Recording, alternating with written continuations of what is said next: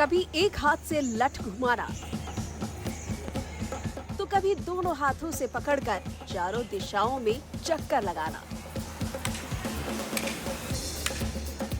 कभी आमने सामने की जंग में दूसरे को मात देने की कोशिश, तो कभी किसी और तरीके से लाठियों का इस्तेमाल। ये तस्वीरें मध्य प्रदेश के आगर मालवा के स्कूल की है। यहाँ पढ़ने वाली ये लड़कियाँ इन दिनों पढ़ाई के साथ साथ लाठी चलाने के गुण और दांवपेच भी सीख रही हैं।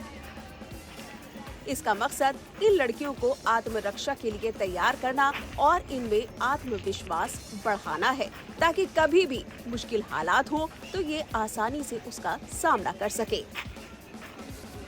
लाठी एक ऐसा इसको दंड भी भारत में कहा जाता है, एक ऐसे हथियार के रूप में है जो हर कहीं उपलब्ध रहता है आसानी से। तो ये बच्चियां कहीं से भी इस चीज़ को प्राप्त कर सकती हैं और मान लीजिए रास्ते में भी कहीं ये है और वहाँ पर भी अगर इनके पास लाठी नहीं है तो अन्य प्रकार की कोई भी चीज़ अगर कहीं मिल जाती है तो उससे भी अपनी सुरक्षा कर सकती हैं। दरअसल मध्य प्रदेश में सरकार ने अब स्कूलों की पढ़ाई में सेल्फ डिफेंस की ट्रेनिंग को भी शामिल किया है और इसके तहत स्कूलों में लड़कियों को लाठी चलाने की ट्रेनिंग दी जा रही है। लड़कियां इस ट्रेनिंग में बढ़ चढ़कर हिस्सा ले रही हैं और इसमें काफी दिलचस्पी दिखा रही हैं।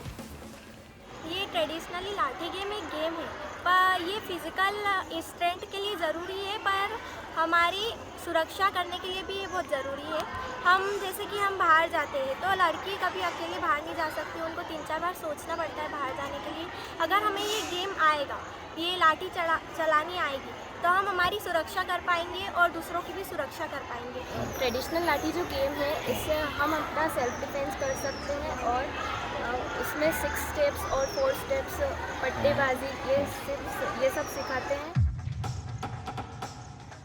उम्मीद जताई जा रही है कि आत्मविश्वास से लबरेज ये लड़कियां लाठी चलाने के दांव-पेच सीखकर न सिर्फ अपनी रक्षा करने में सक्षम होंगी, बल्कि आगे चलकर अपने बुलंद हौसले की बदौलत बड़े मकाम भी हासिल कर सकेंगी। मध्य प्रदेश शिक्षा विभाग ने ट्रेडिशनल लाठी के नाम से एक खेल को अपनी खेल विधाओं में सम्मिलित किया है।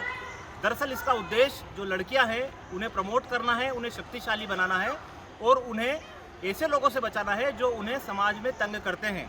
आज की लड़कियां ट्रेडिशनल लाठी सीख रही हैं, लाठियों की विधाएं सीख रही हैं और धीरे धीरे अपने आप को मजबूत बना रही हैं। इसके पीछे सबसे बड़ा उद्देश्य है कि अब लड़कियां सुरक्षित दिखाई दे रही हैं और लड़कियों को इस विधा को सीखने में आनंद भी महसूस हो रहा है।